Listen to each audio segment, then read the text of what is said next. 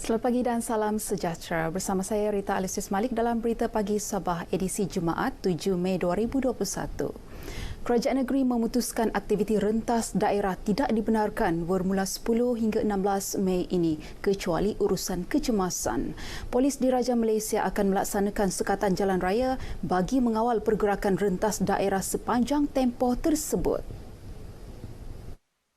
Menurut kenyataan Menteri Kerajaan Tempatan dan Perumahan Sabah, Datuk Seri Panglima Masidi Manjun, dalam tempoh tersebut, Kota Kinabalu, Putatan dan Penampang dikategorikan sebagai satu daerah. Dalam pada itu, rakyat negeri ini juga tidak dibenarkan menganjurkan sebarang majlis hari raya dan rumah terbuka semasa Hari Raya Aidilfitri ini. Turut tidak dibenarkan amalan takbir raya dari rumah ke rumah. Semua aktiviti perayaan di lokaliti Perintah Kawalan Pergerakan diperketatkan PKPD adalah tidak dibenarkan. Bagaimanapun, kerajaan negeri membenarkan takbir raya di masjid dan surau serta solat sunat hari raya di masjid dan surau mengikut ketetapan pihak berkuasa agama negeri Sabah. Jamuan selepas solat hari raya di masjid dan surau juga dibenarkan dengan syarat penyediaan makanan berbungkus kepada para jemaah untuk dibawa pulang. Turut dibenarkan ziarah hari raya dengan syarat hanya ahli keluarga terdekat, tidak lebih 20 orang dalam daerah yang sama.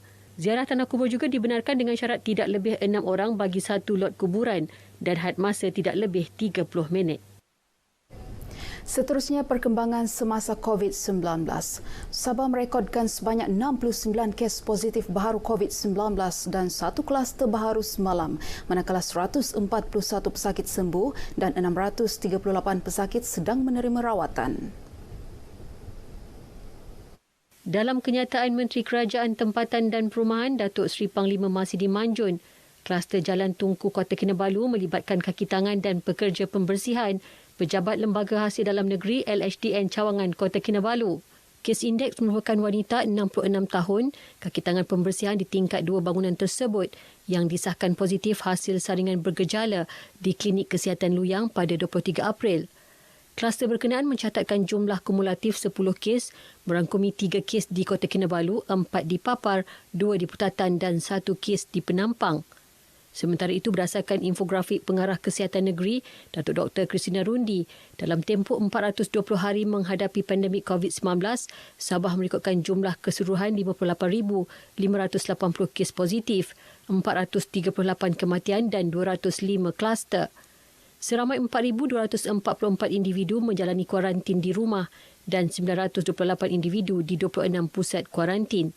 Manakala sebanyak 40 kompaun dikeluarkan operasi bersepadu pemantauan SOP di Sabah. Sebanyak 13 kek dipersembahkan kepada Yang di-Pertuan Negeri Sabah Tun Dr. Johar Dato' Mahiruddin dan isteri Tok Puan Norlida RM Jasni dalam majlis penyampaian kek sempena Hari Raya Aidilfitri di Istana Negeri Kota Kinabalu. Kek beraneka jenis ini dipersembahkan hotel-hotel terkemuka sekitar ibu negeri, antaranya Pacific Sutra, Nexus Resort Karambunai, Hyatt Regency Kinabalu, Promenade Shangri-La Tanjung Aru Resort dan Pusat Konvensyen Antarabangsa Sabah yang julung kalinya menyertai majlis berkenaan. Turut mempersembahkan kek Aidilfitri ini ialah pasukan keselamatan terdiri Ibu Pejabat Polis Diraja Malaysia Kontingen Sabah, Markas Division Kelima Infanteri Malaysia Kem Lokawi dan Markas Pemerintah Armada Timur Pangkalan Tentera Laut Diraja Malaysia TLDM Sepanggar. Kesemua kek yang dipamerkan menarik dengan dekorasi Aidilfitri. Kek coklat brownies dan kek mentega pandan seberat 120 kg oleh Hyatt Regency Kota Kinabalu merupakan kek paling berat. Sementara itu, Tun Johar dalam ucapan ringkasnya merakamkan penghargaan terima kasih kepada semua pihak terlibat dalam pembuatan kek berkenaan. Kek tersebut akan disumbangkan kepada beberapa penerima terpilih, antaranya Rumah Anak Yatim Tambunan, Mahatafiz Qurainiat Kinarut Papar dan Hospital Queen Elizabeth Kota Kinabalu. Dalam majlis berasingan, Tun Johar dan Tok Puan Norlida turut menyampaikan sumbangan kepada warga kerja Istana Negeri serta jabatan yang terlibat. Sempena Ramadan dan Syawal tahun ini, seramai 50 kanak-kanak golongan miskin dan miskin tegar dari 11 kampung dalam daerah Tuaran diraikan dalam program I Care For You Raya Kasih. Ia dilaksana Pejabat Pembangunan Negeri Sabah ICU, Jabatan Perdana Menteri JPM dengan kerjasama Bank Islam Cawangan Sabah. Menurut pengarah ICU JPM Sabah, Nur Alam Khan, kanak-kanak yang terpilih merupakan yang berdaftar dengan sistem IKASI ICU JPM Sabah. Meraihkan kita punya golongan asnaf lah, golongan-golongan yang miskin dan miskin tegar di dalam kita punya data IKASI yang berdaftar, di mana kita mengadakan CSR bersama dengan Bank Islam. Nur Alam ditemui pemberita RTM sempena program berkenaan di Kota Kinabalu. Sementara itu, pihak Bank Islam bersyukur dapat sama-sama menjayakan program ini. Para penerima pula menyatakan kegembiraan menerima hadiah pakaian hari raya serta duit raya. Walaupun under pandemik, tapi kami berjaya mengadakan program ini untuk yang kali kedua lah bersama dengan pihak ICU. Selain itu, Bank Islam juga ada membuat beberapa majlis CSR dia, including yang this one lah. Rasa gembira lah dari segi kewangan dapat membantulah sedikit sebanyak beli baju raya mereka lah. Terima kasih Bapak Khairil.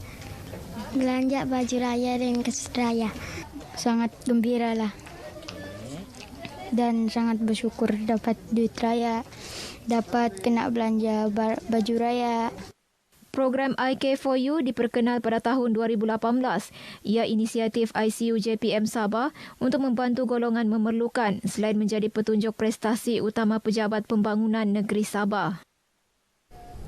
Sempena Ramadan, My Function Action Sabah menyantuni pasukan Tentera Laut Diraja Malaysia TLDM Sepanggar menerusi program Rewang Bubur Lambuk di bawah edaran Pek Special Iftar for Ummah.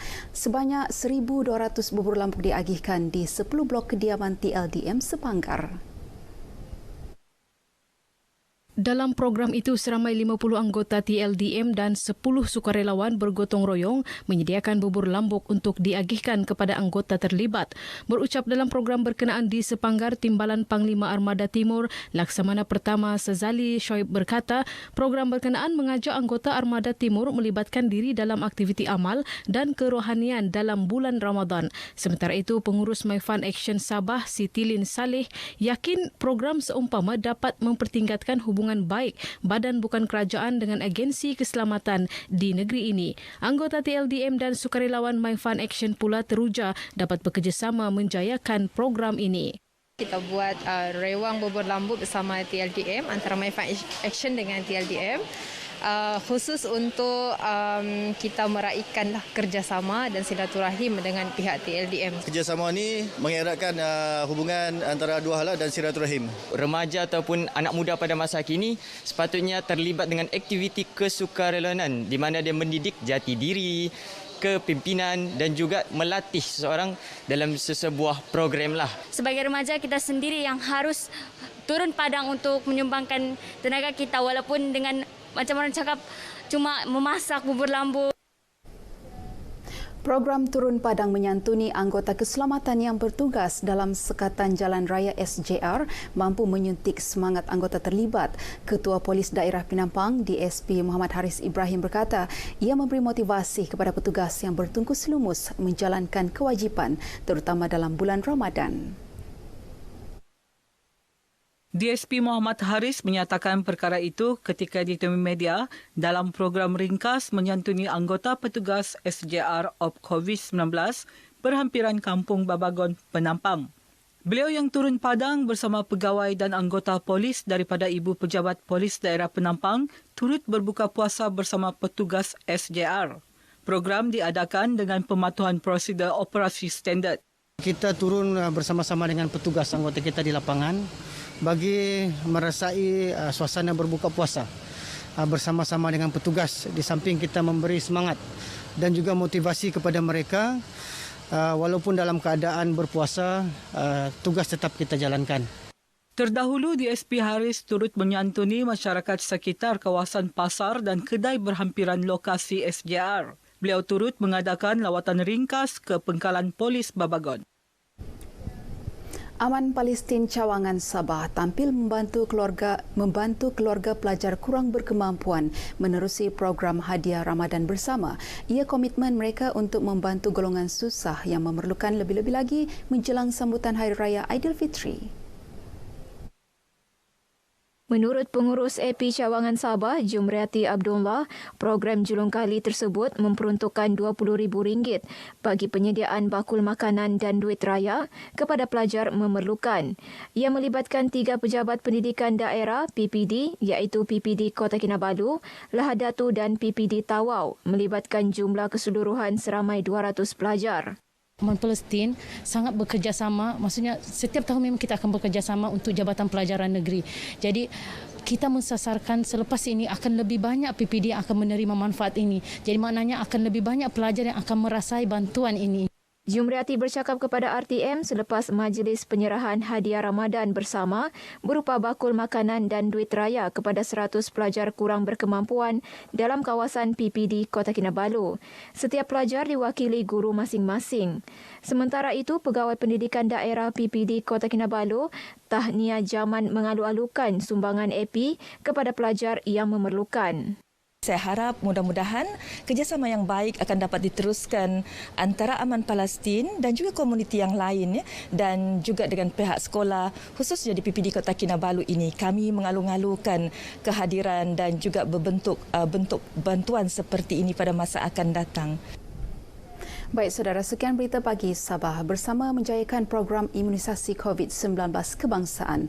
Lindungi diri, lindungi semua. Saya Rita Lusius Malik, salam hormat.